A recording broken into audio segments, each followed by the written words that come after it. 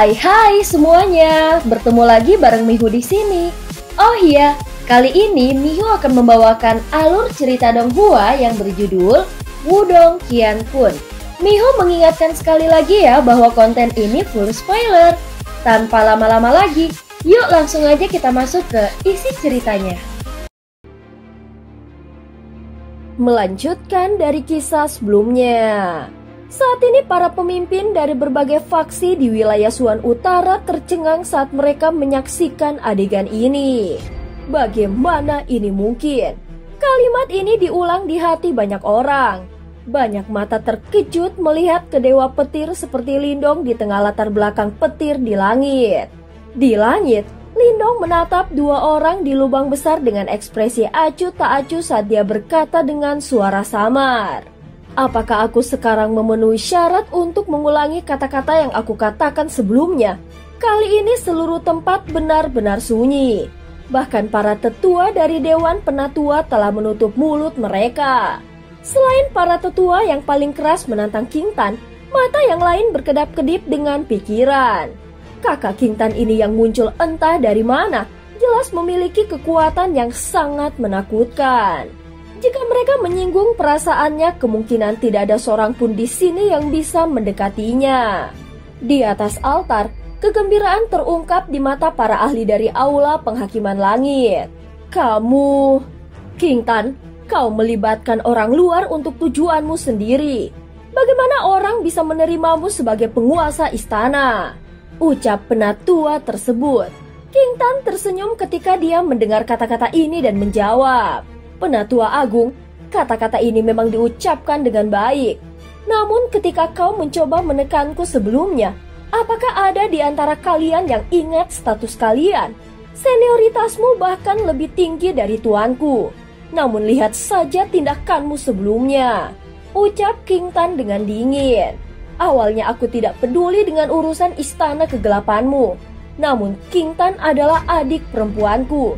Karena kalian menggertaknya sebagai kakak laki-laki, aku secara alami akan membelanya. Aku khawatir masalah hari ini tidak akan diselesaikan dengan mudah. Kata-kata Lindong dengan jelas menunjukkan bahwa dia tidak akan membiarkan masalah ini berakhir dengan mudah hari ini. Ini membuat ekspresi kedua tetua agung berubah. Setelah bertukar pukulan dengan Lindong sebelumnya, mereka sekarang tahu seberapa kuat yang terakhir itu. Jika mereka langsung berbenturan dengannya, bahkan gabungan keduanya tidak akan menjadi lawannya. Kau seharusnya tidak terlalu sombong. Apakah kau benar-benar berpikir bahwa sangat mudah untuk menggertak istana kegelapan kami? Kedua tetua besar itu berteriak. Lindong memandang mereka berdua dengan sikap acuh tak acuh dan berhenti berbicara. Namun awan guntur mulai berkumpul di langit saat energi petir mengamuk dengan cepat di aglomerasi. Kamu, ekspresi buas melintas di mata para tetua agung setelah melihat bahwa Lindong tidak tergerak. Segera setelah itu para tetua agung saling berhadapan. Sebelum mereka menggertakkan gigi dan berteriak, baiklah, kau memintanya. Apakah kau benar-benar berpikir bahwa kami berdua tidak memiliki cara untuk berurusan denganmu? Salah satu dari mereka mengulurkan tangannya saat kata-kata mereka memudar. Cahaya berkumpul di telapak tangannya dan berubah menjadi manik-manik hitam seukuran kelengkeng. Manik-manik itu ditutupi dengan banyak prasasti yang rumit. Kejutan melintas di mata Lindong ketika dia melihat adegan ini. Dia bisa mendeteksi riak yang sangat tidak biasa dari manik hitam itu. Manik hitam perlahan bangkit dari telapak tangannya yang terentang saat kebiadaban di mata kedua tetua menjadi lebih intens. Akhirnya mereka menggigit ujung lidah mereka seteguk darah esensi keluar dan mendarat di manik-manik hitam. Kami dengan hormat mengundang arwah leluhur. Keduanya berteriak serempak. Sinar cahaya hitam meledak dari manik-manik hitam itu. Cahaya hitam secara bertahap berkumpul bersama dan berubah menjadi sosok cahaya ilusi. Sosok cahaya itu tinggi dan memiliki wajah yang mirip dengan batu giok. Namun ada sedikit kecerdasan di mata itu. Namun itu tidak menghentikan fluktuasi menakutkan yang terpancar dari dalam tubuhnya.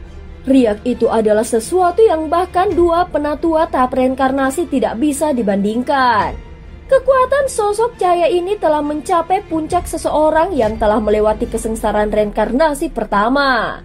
Pada saat ini ekspresi Lindong berubah sedikit muram.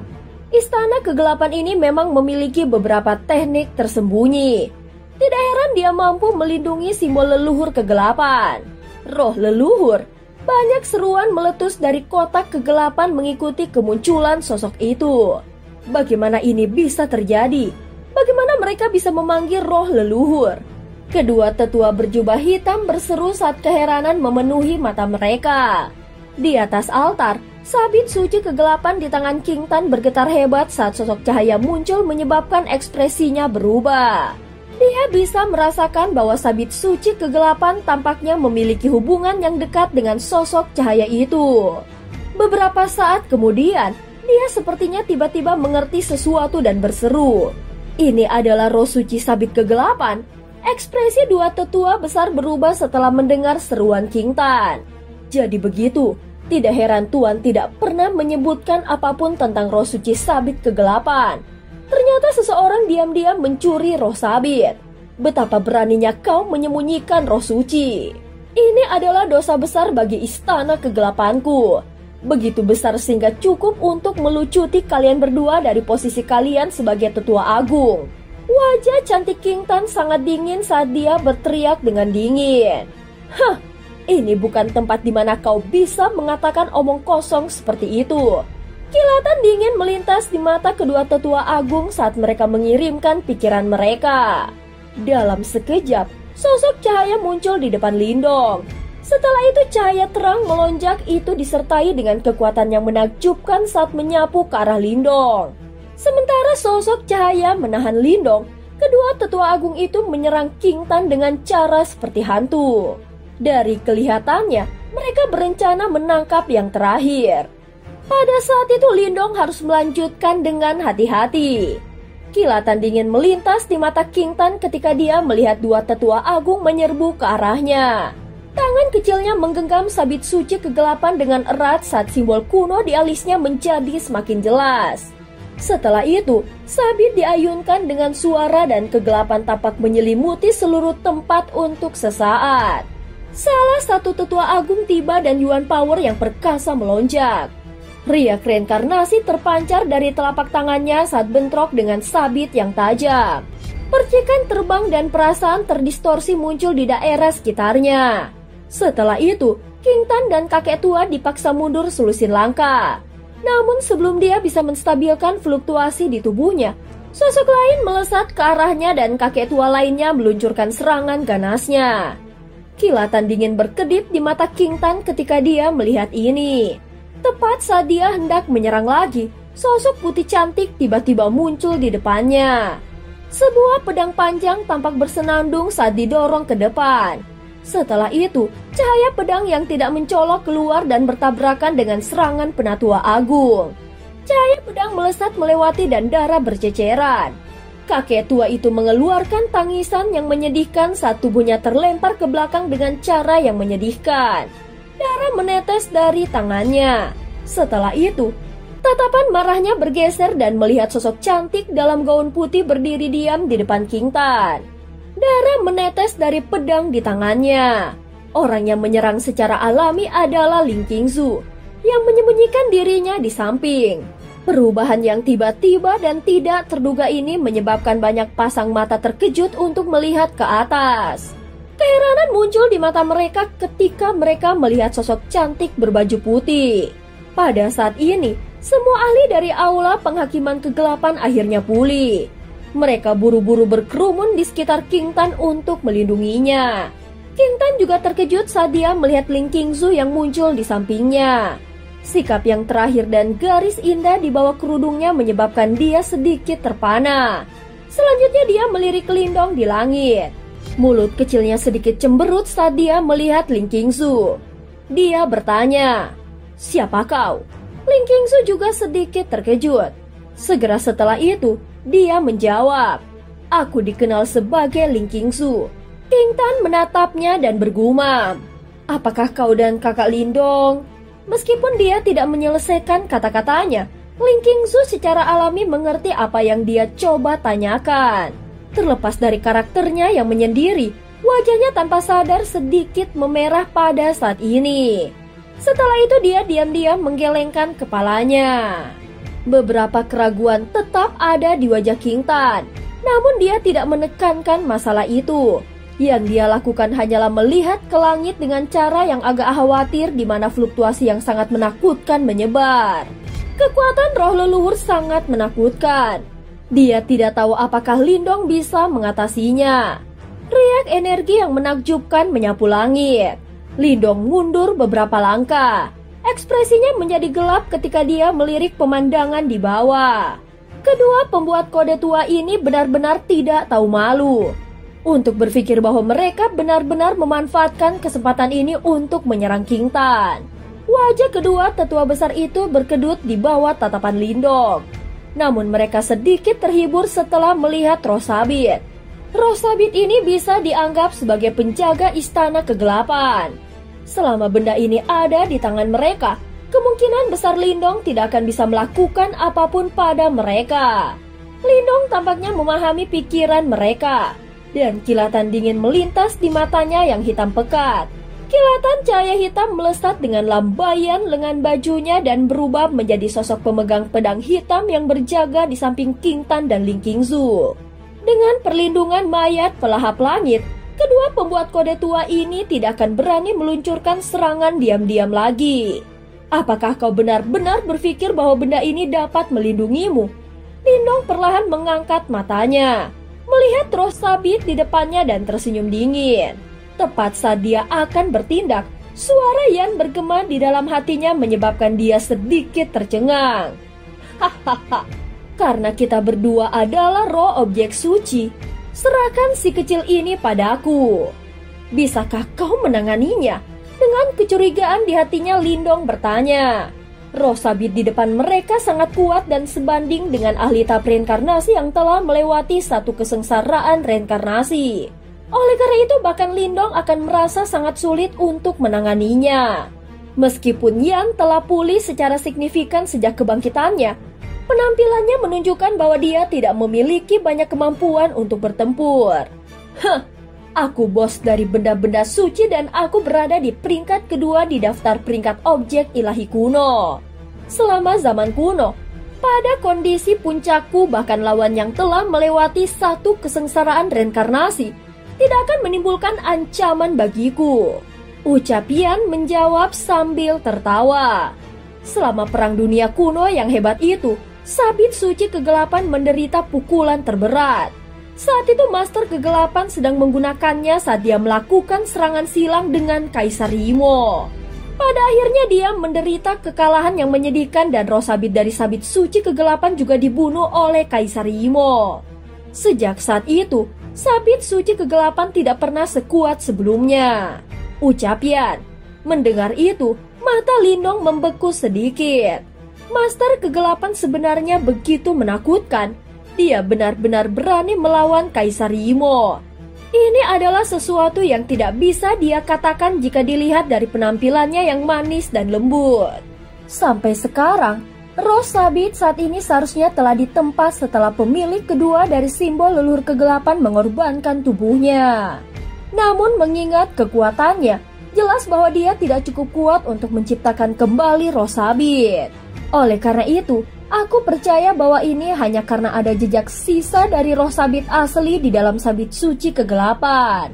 Oleh karena itu dia bergabung dengan mereka dan memperbaikinya, sebelum akhirnya dia bisa membuat roh sabit baru. Yan jelas sangat berpengetahuan tentang situasi ini, karena dia mampu menguraikan kebenaran dengan sekali pandang. Meskipun demikian, roh sabit yang kita lihat sekarang tidak memiliki banyak kecerdasan. Jelas itu masih dalam masa pertumbuhan. Oleh karena itu, sangat mudah bagiku untuk menghadapinya. Ucap Yan sambil tersenyum. Baiklah, aku akan menyerahkannya padamu. Ucap Lindong. Saat ini wajah dua tetua berfluktuasi saat mereka menatap mayat pelahap langit yang berdiri di depan King Tan. Dari mana bocah itu berasal? Tidak hanya dia sangat kuat, dia juga memiliki boneka yang tangguh. Ucap kedua tetua agung saling memandang. Kita hanya bisa berharap bahwa roh sabit cukup kuat untuk menghadapi Lindong itu. Keduanya diam-diam menghela nafas di dalam hati mereka. Setelah itu, mereka mengangkat kepala mereka sebelum mata mereka tiba-tiba membeku ketika mereka berseru. Itu, di tempat yang mereka lihat, cahaya putih samar tiba-tiba meletus dari tubuh Lindong. Setelah itu cahaya putih mengembun dan berubah menjadi sosok yang bersinar. Sosok Yan muncul dalam sekejap. Aku tidak pernah membayangkan bahwa kau akan berakhir seperti ini, ucap Yan. Ketika mata kosong roh sabit memandang Yan, beberapa fluktuasi mulai beriak di dalam matanya yang datar tanpa emosi.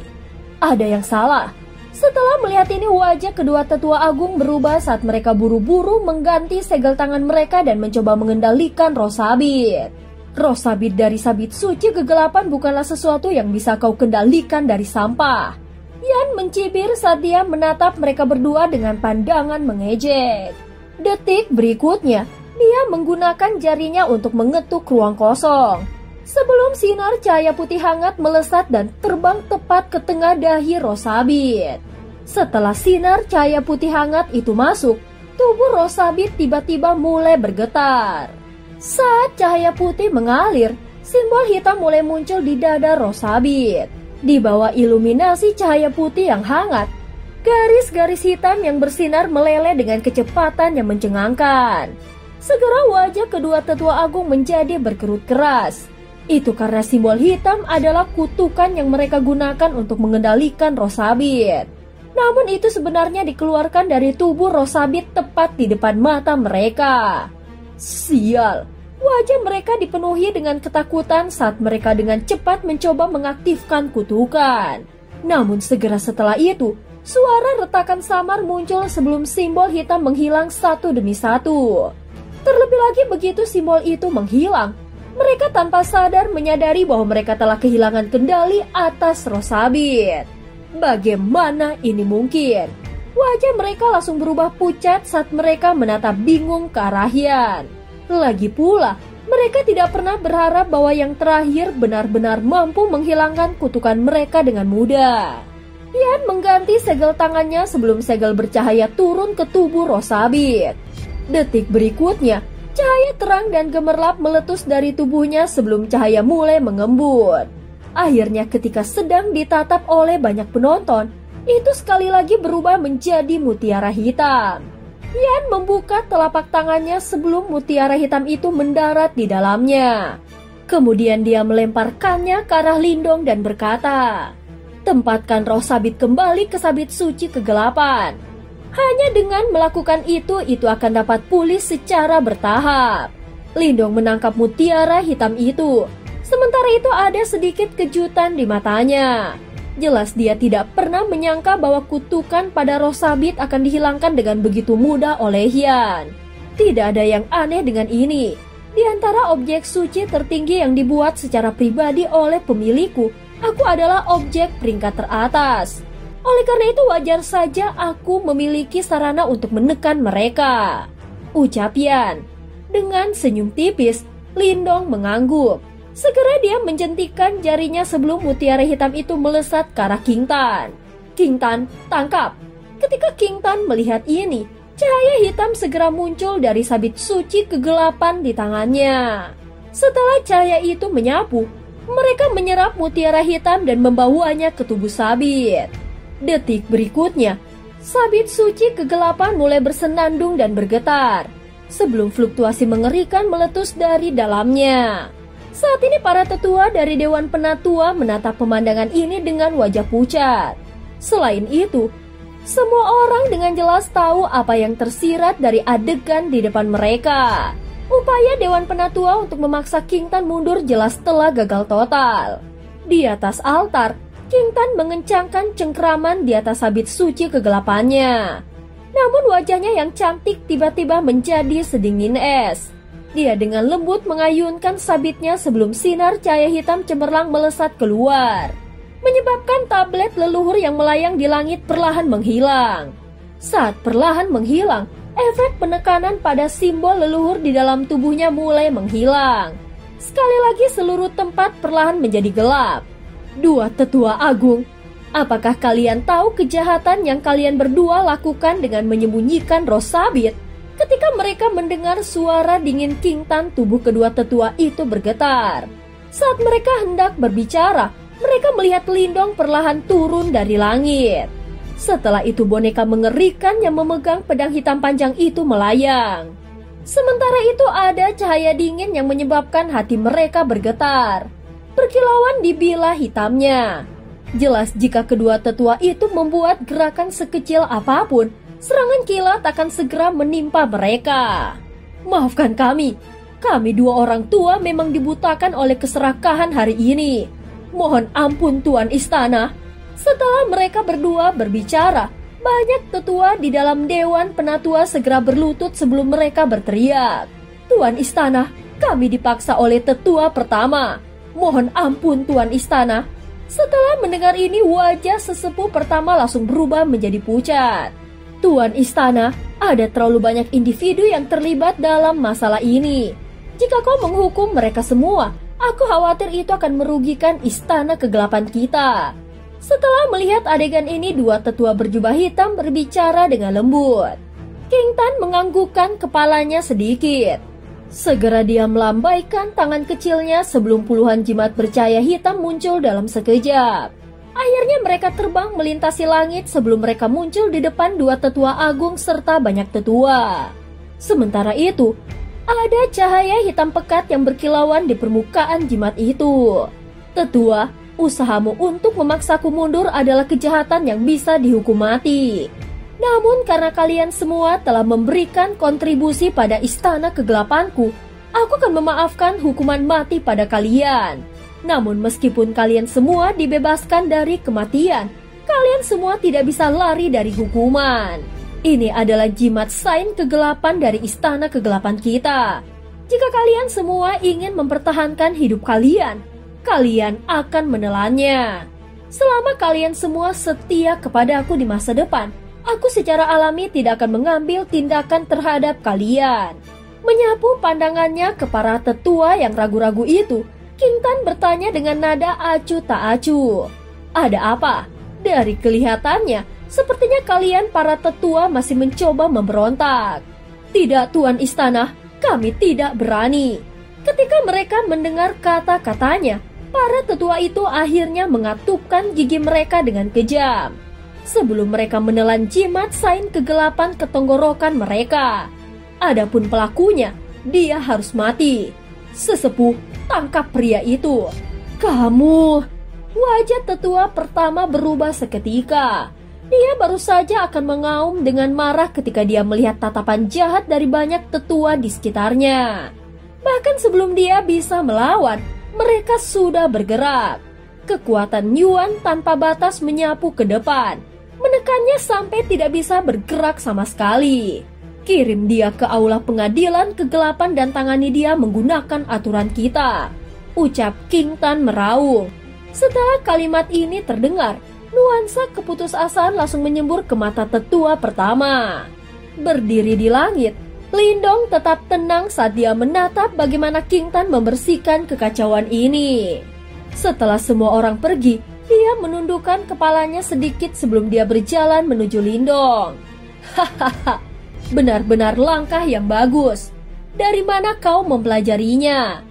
Meskipun Lindong tahu bahwa King Tan harus menggunakan metode seperti itu untuk memperkuat posisinya sebagai penguasa istana kegelapan, dari sudut pandang seorang kakak laki-laki, dia tidak suka melihat adik perempuannya yang manis, naif, dan imut melakukan hal yang menakutkan seperti itu. Mencibirkan mulut kecilnya, King Tan memeluk ke arah Lindong. Waktu berlalu. Upaya turun tahta istana kegelapan telah ditekan oleh tindakan tepat waktu Lindong dan kecemerlangan King Tan sebelum dia bisa lepas kendali. Setelah upacara berakhir, Lindong menghabiskan hari-hari berikutnya dengan beristirahat di kota kegelapan. Dengan situasi di istana kegelapan yang baru saja stabil, King Tan jelas memiliki banyak hal untuk diselesaikan. Akibatnya tidak mungkin bagi Lindong untuk membawanya pergi dengan paksa. Saat ini dia hanya bisa menunggunya menyelesaikan semua masalah di sini. Hutan bambu sangat sunyi di bawah sinar matahari. Saat ini Lindong sedang berbicara dengan Ling Qingzu. Adegan ini sepertinya berlangsung selamanya. Sebelum langkah kaki terdengar di kejauhan, suara King Tan datang dari kejauhan. "Kakak Lindong." Mendengar suara ini, Lindong langsung tersenyum. "Sudah selesai dengan urusan hari ini?" tanya Lindong. Kurang lebih, King Tan menggeliat dengan malas menampilkan sosoknya yang indah. Dia memeluk lengan Lindong saat dia terkikik dan berkata, "Apakah kakak Lindong merindukanku?" tanya King Tan. "Sudah lama sekali, apa yang kau coba lakukan?" Lindong menggelengkan kepalanya sambil tertawa. "Namun ayah dan ibu sangat merindukanmu. Cepat dan bereskan urusanmu, lalu ikuti aku kembali ke wilayah Suan Timur untuk bertemu ayah dan ibu," ucap Lindong. Ketika kita kembali, ayah pasti menunjukkan ketidakbahagiaannya, dan ibu bahkan mungkin akan memukul pantatku. Kakak Lindong, kau harus melindungiku." King Tan dengan takut berkata dengan ragu-ragu. Ketika dia berdebat dengan Liu Yan sebelum dia meninggalkan rumah saat itu. "Kau menuai apa yang kau tabur. Kau hanya bisa menyalahkan diri sendiri dan menerima hukumanmu." Lindong menggelengkan kepalanya dan menjawab dengan acuh tak acuh. Melihat betapa teguhnya Lindong, ekspresi King Tan langsung berubah masam. Setelah mendengar percakapan ini, Ling Qingzu tidak bisa menahan senyum. "Saudari Qingzu, apakah kau telah tinggal dengan nyaman di sini?" King Tan melihat ke arah Ling Qingzu dengan senyum indah saat dia bertanya. Ling Qingzu menjawab dengan sedikit senyum dan anggukan. Lindong memperhatikan kedua wanita itu berbicara dan tidak menyela. Setelah beberapa saat, dia menarik King Tan. "King Tan, aku punya sesuatu untuk ditanyakan padamu. Kau tahu tentang Yimo kan?" tanya Lindong. "Yimo?" King Tan terkejut sesaat sebelum mengangguk. "Saat ini aku memiliki simbol leluhur kegelapan dan secara alami tahu tentang Yimo. Kalau begitu, apakah kau menemukan jejak Yimo di wilayah Suan Utara?" tanya Lindong. "Yimo sangat aktif di wilayah Suan Timur. Tidak mungkin tidak ada aktivitas di wilayah Suan Utara kan?" King Tan mengerutkan alisnya dan merenung sebelum menggelengkan kepalanya. "Istana kegelapan kami adalah penguasa wilayah Suan Utara. Setelah bertahun-tahun, kami secara alami berhadapan dengan Yimo yang jahat itu. Tetapi tidak ada yang terlalu mengejutkan." Lindong dalam hati terkejut. Mungkinkah wilayah Suan Utara benar-benar bersih? Mengingat metode sombong penjara iblis yang bahkan memungkinkan mereka untuk menyerang suku Marten. Tidak peduli seberapa kuat istana kegelapan, mereka tidak akan bisa memaksa penjara iblis menjadi tidak berdaya. Mungkinkah mereka benar-benar waspada terhadap simbol leluhur kegelapan? Tidak dapat mencapai kesimpulan. Lindong hanya bisa menggelengkan kepalanya dan mengesampingkan masalah ini untuk saat ini. Karena King Tan telah menyelesaikan urusan internal istana, dia tinggal di sini bersama mereka. Malam dengan cepat turun sementara ketiganya terlibat dalam percakapan yang hangat. King Tan tampaknya menjadi sangat lamban begitu dia berada di sisi Lindong. Di bawah naungan sinar rembulan, dia jatuh tertidur lelap dalam pelukan Lindong. Lindong memandang King Tan yang sedang berbaring di kakinya seperti anak kucing.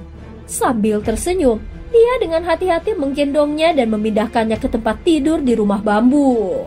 Hanya setelah memastikan dia tertidur dengan baik, dia diam-diam meninggalkan rumah. Di bawah sinar bulan, Ling Qingzu berdiri dengan sederhana namun elegan. Dia melihat Lindong berjalan keluar dan tiba-tiba berkomentar dengan suara lembut. "King Tan sangat menyukaimu. Dia sudah seperti ini sejak muda." Lindong menjawab sambil mengangguk. Ling Qingzu meliriknya. Saat dia hendak berbicara lagi, ekspresi keduanya tiba-tiba berubah sedikit. Mendongak keduanya melihat siluet hitam berdiri diam di atas bambu di bawah bulan sabit. Sepasang mata hitam tampak sangat aneh di bawah sinar rembulan. Lindong menatap siluet saat pupilnya sedikit berkontraksi. Kau Lindong yang disebutkan oleh Raja Kursi keempat kan?" Sosok hitam memandang Lindong dan bertanya dengan tawa lembut. "Dan kau mungkin termasuk penjara iblis yang mana?" Lindong bertanya dengan tawa dingin saat sosok hitam itu mengangkat kepalanya sedikit. Di bawah sinar bulan, wajah yang ditutupi dengan tanda iblis terungkap. Dia menyeringai memperlihatkan deretan gigi putih menyeramkan yang memancarkan aura menakutkan. Aku adalah Raja Kursi ke-7 dan aku di sini untukmu. Dan cerita pun berakhir. Terima kasih udah dengerin Mihu dari awal sampai akhir ya. Sampai jumpa.